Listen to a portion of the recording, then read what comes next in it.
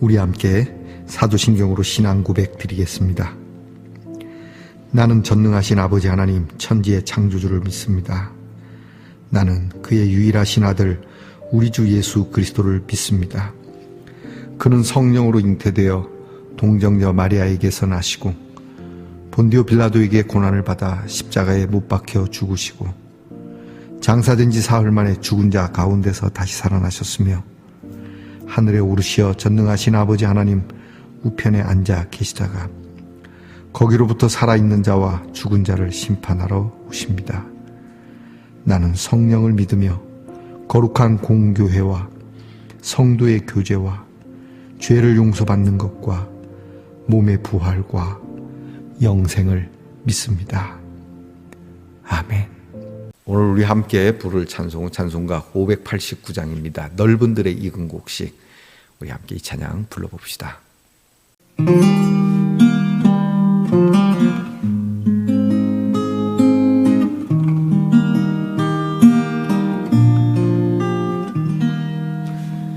넓은 들의 익은 곡식 황금 물결 뒤지며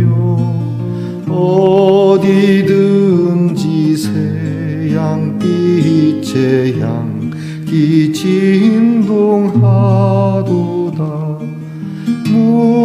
무르익은 저 곡식은 낯을 기다리는데 때가 지나가기 전에 어서 추수합시다. 추수할 것 많은 때에 일꾼 매우 적으니 열심히 있는 일꾼들을 주여 보내주소서. 무르익은 저 곡식은 낯을 기다리는데 때가 지나가기 전에 어서 추수합시다. 먼 동틀 때 일어나서 일찍 들에 나가 황혼 때가 되기까지 추수하게 하소서. 무르익은 저 곡식은 낯을 기다리는데 때가 지나가기 전에 어서 추수합시다. 거두어 들인 모든 알곡 천국 창고 들인 후 주가 베풀 잔치 자리 우리 참여하겠네. 무르익은 저 곡식은 낯을 기다리는데 때가 지나가기 전에 어서 추수합시다.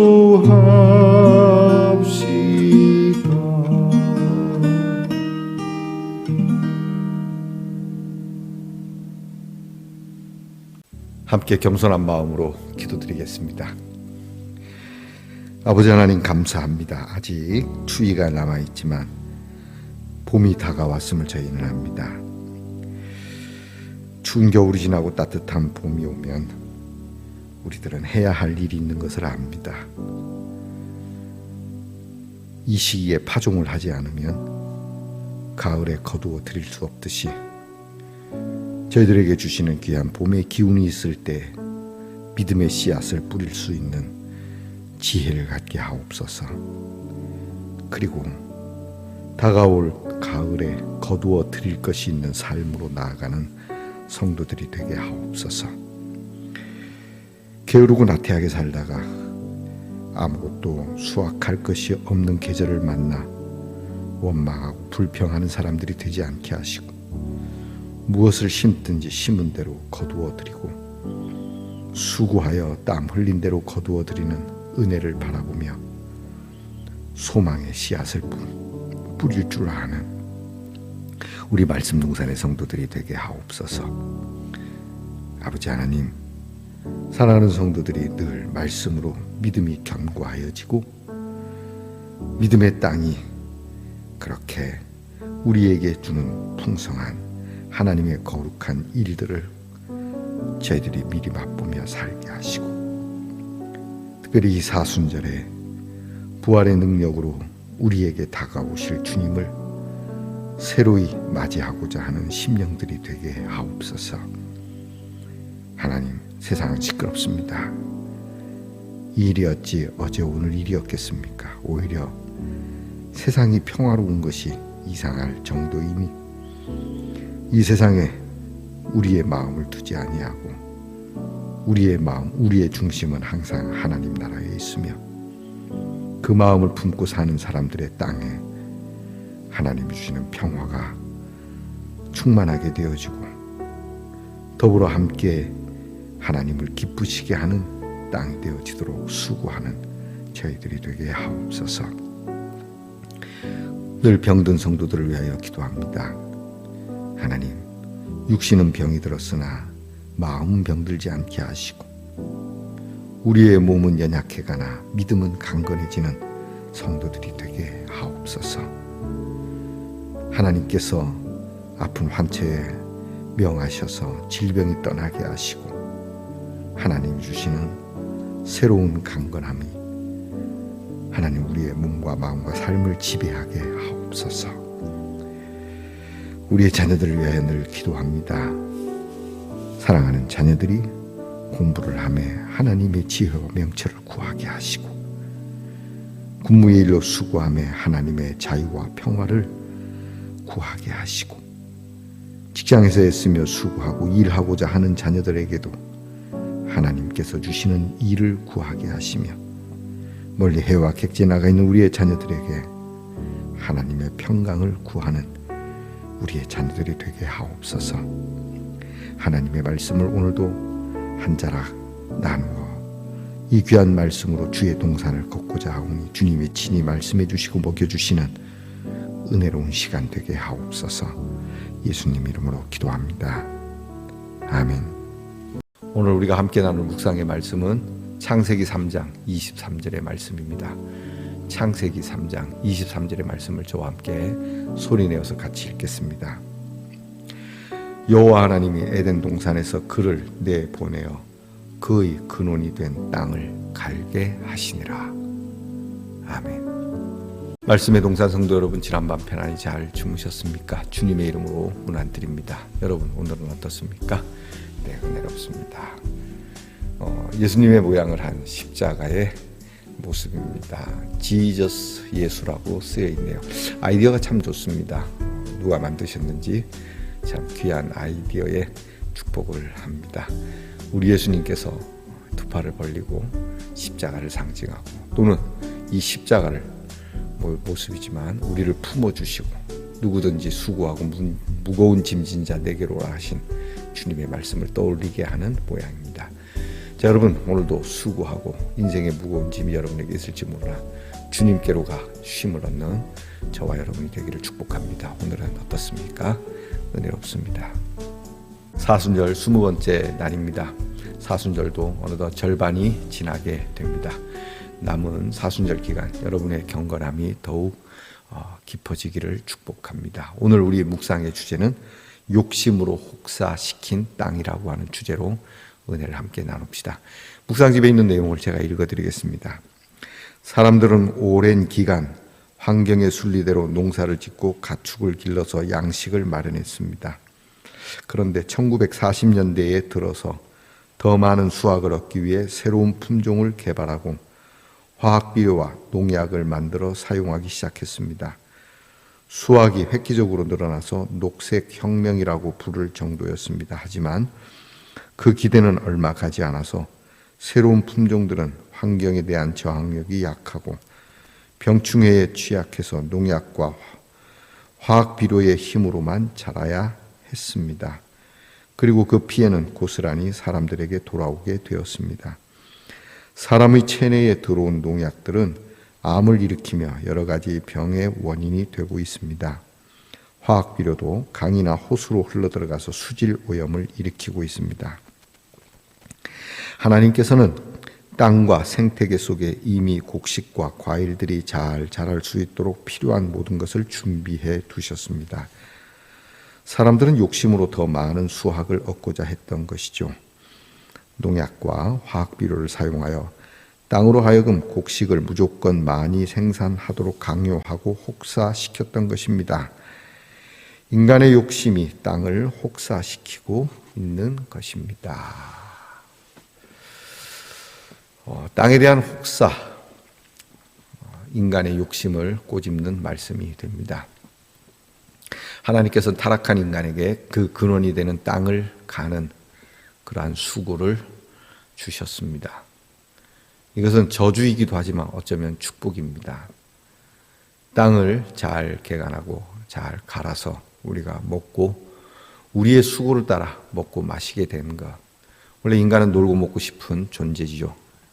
여러분도 일 안 하고 먹고 싶지 않습니까?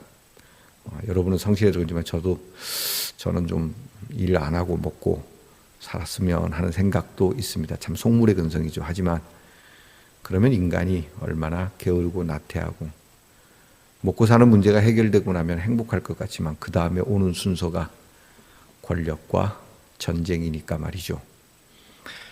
인간은 수고해야 됩니다. 어쨌든 노동은 하나님께서 우리에게 주신 저주가 아니라 축복이라고 우리는 다시 이해해야 할 것입니다. 그런데 이 땅을 대하는 방법이 1940년대 과학이 발달하며 특별히 농학이 발달하면서 많은 수확을 얻게 됩니다. 그런데 여기에 많은 수확을 얻기 위해서 여러 가지 것들이 개발이 되죠. 새로운 품종들과 그리고 농사를 지을 때 병충해 여러 가지 병든 그러한 원인들을 제거하고자 살충제나 또는 바이러스 질병을 없애기 위해서 많은 화학 비료나 약들을 쓰게 되었죠. 이로써 많은 수확을 거두어 들이는 건 맞습니다만 수확이 많은 대신에 땅은 그만큼 혹사된다라고 하는 것이죠. 얼마 전에도 묵상할 때 그런 말씀을 드린 것 같은데 땅이 쉴 틈도 없이 계속 돌아가도록 끊임없이 그러한 비료를 주는 행위. 여러분, 땅이라 그렇지 우리 사람이 이렇게 일하게 되면 죽습니다. 여러분, 우리의 사람 노동력 착취라고 하는데 사람을 혹사시키는 잠도 재우지 않고 일시키면 어떻게 되겠습니까? 필요 이상을 계속 요구하면서 일시키면 여러분 노동자들은 다 죽습니다. 한때는 그렇게 일을 시킨 적이 있습니다. 근대화 산업 시절에 국가적인 그러한 가난을 벗어나기 위해서 많은 산업체들을 종용하고 도와주고 그리고 그 산업체에서 일하는 사람들이 그런 사명을 갖고 일도 했습니다마는 때때로 업주들의 욕심에 의해서 많은 노동자들이 그렇게 비참하게 죽게 되는 일들도 있습니다. 여러분, 땅이나 사람이나 똑같습니다. 함부로 혹사해서는 안 되는 것이죠. 사실 여러분, 우리가 어떤 증산을 위해서 많이 수고하고 애쓰고 개발되는 건 좋습니다마는 그것이 없다고 우리가 가난하고 먹을 것이 없었던 시대를 떠올리게 되는데 진짜 먹을 것이 없었을까 생각이 됩니다. 분명히 나무 껍질을 벗겨서 먹어야 했던 빈곤했던 시절이 없었던 건 아닙니다. 있습니다. 그런데 그 시대에도 배부르게 사는 사람들이 있었을까요? 없었을까요? 그리고 그 가난한 시절에 배부르게 살았던 부류가 어떤 사람들인지 우리는 알고 있지 않습니까? 기득권들, 권력을 가진 사람들. 그 사람들의 창고에는 먹을 것이 쌓여 있어도 민중과 백성들의 창고는 텅텅 비어 있었다라고 하는 거. 그러면 정말 농법의 문제였겠습니까? 나누면 되는 일이었습니다. 제가 한때 사역했던 경주에 유명한 부자가 있었다고 합니다. 이름은 잘 모르는데 성은 압니다. 경주의 최부자 그러면 그 인근에는 모르는 사람이 지금도 거의 없습니다. 그 사람이 유명한 것은 최부자는 자기가 살고 있는 지경 4km, 100리 안이라 그랬나 10리 안이라 그랬는지 잘 기억은 안 나는데 어쨌든 그 부잣집 주변에 사는 모든 사람들이 굶주리지 않도록 그의 창고를 항상 열어두었다고 하죠. 나누면 되는 일이었습니다. 지금도 여러분 농법이 개발되지 않아서 문제입니까? 아닙니다. 나누면 되는 일입니다. 국제적으로도 나누면 되는 일인데 문제는 안 나눈다고 하는 것이죠. 더 많이 증산하고 더 많은 그러한 수확물을 가짐에도 나누지 않음에 우리 인류의 어떤 한 부분은 지금도 먹을 것이 없어서 허덕이는 그러한 민중들이 있다라고 하는 것이죠.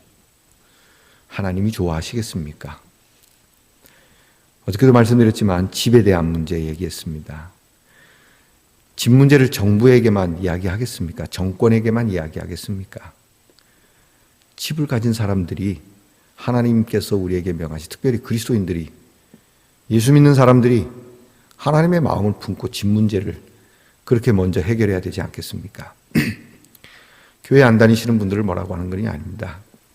교회 안 다니시는 분들이야 하나님을 믿는 것이 아니니, 그러나 하나님을 믿는 여러분들이 이러한 나눔에 여러분들이 미숙하고 그럴 마음조차 없다면 하나님은 여러분에게 뭘 나눠주시길 원합니까? 하나님은 가지신 모든 것을 내놓지 않았습니까? 성경은 말합니다. 하나님은 그 사랑하는 외아들, 둘도 없는 아들 딱 하나, 아들이 열 있어도 주기 어려운데 아들이 하나뿐인 그 아들을 내어주시기까지 하는 그 사랑, 외아들을 주시는 사랑이라고 하죠. 여러분, 그 사랑을 우리에게 아낌없이 주셨습니다. 하나님은 주실 것이 더 없을 정도로 주셨습니다. 그런데 우리는 하나님께 더 요구하고 내가 가진 것은 아주 인색하게 내놓는, 그게 하나님을 믿는다 할 수 있겠습니까? 안 되는 겁니다. 땅에 대하여도 그렇습니다. 땅을 이렇게 혹사시키는 거. 요즘은 또 친환경적인 농법이 많이 개발되고 있죠. 그래서 친환경적인 농법은 뭡니까? 땅을 훼손치 않게 하기 위해서. 하지만 일선에서 농사를 지으시는 분들의 마음은 또 다를 수 있습니다. 여러분께서 많은 수확, 많은 돈을 거두어 드리기 위해서 필요 이상으로 땅을 혹사시키고 있지 않냐, 땅에 고마운 마음, 미안한 마음 갖고 있는지, 더불어서 우리 함께 살아가는 나의 일을 해주는 사람, 나와 함께 일하는 사람들에 대해서 여러분이 그런 혹사 당하는 것을 우리가 모른 척 한다거나 또는 혹사시키고 있는 사람으로 서 있지는 않는지. 돈 주면 다 그렇게 일해야 됩니까? 돈 준 만큼 일해다오. 그렇지만 우리는 말을 바꿔야 됩니다. 내가 당신에게 돈은 주지만 당신이 일할 수 있는 만큼만 하십시오. 당신의 몸을 생각해서 하십시오. 라고 말할 수 있는 사람이 사람다움을 가진 사람입니다. 내가 돈 줬으니 돈 준 만큼 일해? 다시 한번 생각해 보십시오. 여러분 어느 쪽입니까? 물론 돈 준 만큼 일을 해야 합니다. 또 돈 받은 만큼 일을 해야 합니다. 그러나 우리가 먼저 힘에 닿는 만큼만 하시라. 당신의 건강을 해하면서까지는 하지 마시라. 내가 조금 손해보더라도 당신에게 함께 나눌 마음이 있노라. 어느 쪽이십니까, 여러분들은? 묵상을 위한 질문이 있습니다. 욕심 때문에 놓치고 있는 은혜는 없나요? 욕심 때문에 놓치고 있는 은혜. 너무 여러분은 그걸 욕심이라고 생각 안 할 수도 있습니다. 그러나 하나님의 말씀에 서서 여러분을 한번 여러분 자신을 보시기 바랍니다. 욕심인지 아닌지. 특히 목사님들, 여러분 목사님들 목회 욕심 때문에 부교역자를 혹사시키고 있지 않습니까? 얼마 전에 포도원 교회를 담임했던 어떤 목사님이 부교역자에 대해서 상당히 더럽고 유치하고 치사스러운, 저는 그런 목사 밑에 있어 봐서 압니다. 부교역자를 부속품으로 생각하는 담임 목사님들, 부목사님들 그렇게 혹사시키지 마십시오. 교인들도 부교역자를 껌딱지로 생각하지는 않겠지만 잠시 있다가 사라지는 부속품으로 생각하지 마시기 바랍니다. 여러분, 하나님께 저주받습니다. 기도, 주신 것에 감사하며 내 욕심을 채우기 위해 남에게 피해 주지 않게 하옵소서. 내 욕심 채우기 위해서 남을 피해 주는 사람, 내가 정권을 얻기 위해서, 우리 회사에 돈을 불리기 위해서, 더 나아가 우리 교회의 부흥을 위해서 그렇게 국민들이나 사원이나 교인들을 혹사시키지 마시기 바랍니다. 실천, 제철, 친환경, 지역, 농축산물을 먹읍시다. 네, 제가 살고 있는 우리 고령 고곡이라고 하는 곳에 사는데 여기 계신 분들은 참 사람들이 좋습니다. 굉장히 자연스럽습니다. 저는 이곳 주민들을 되게 좋아하고 사랑합니다. 이곳에서 난 거 여러분에게 추천합니다. 좀 팔아주시죠. 제가 추천합니다. 기도하겠습니다. 하나님, 우리 인간의 욕심으로 혹사당하는 땅, 이제 와서 부랴부랴 친환경을 부르짖는데 이미 때늦은 것들도 있죠. 욕심 때문에 한껏 퍼올린 기름, 욕심 때문에 무조건 잡아밴 나무들, 욕심 때문에 무조건 밀어버린 산들, 욕심 때문에 여전히 화학비료를 주고 땅이 원치 않는 것들을 뿌려서 거두어 드리려고 하는 인간의 욕심 언제 끝나겠습니까? 하나님께서는 우리의 근원이 되는 땅을 갈게 하셨는데 땅은 우리에게 이빨을 가는 경작을 하고 있지는 않는지, 또한 더불어 살아가는 우리 함께하는 사람들의 그러한 노동력을 혹사시키고 내가 이롭고자 그들을 돈으로 대하는 마음, 저희들이 좀 더 우리 하나님의 마음에 가깝게 그들을 사랑하고 그들의 힘을, 우리가 그 한계를 인정해 줄 수 있는 사람들이 되게 해 주옵소서. 예수님 이름으로 기도합니다. 아멘. 하늘에 계신 우리 아버지, 아버지의 이름을 거룩하게 하시며 아버지의 나라가 오게 하시며 아버지의 뜻이 하늘에서와 같이 땅에서도 이루어지게 하소서.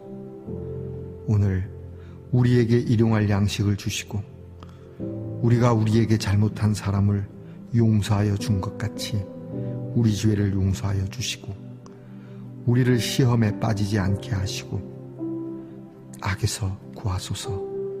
나라와 권능과 영광이 영원히 아버지의 것입니다. 아멘.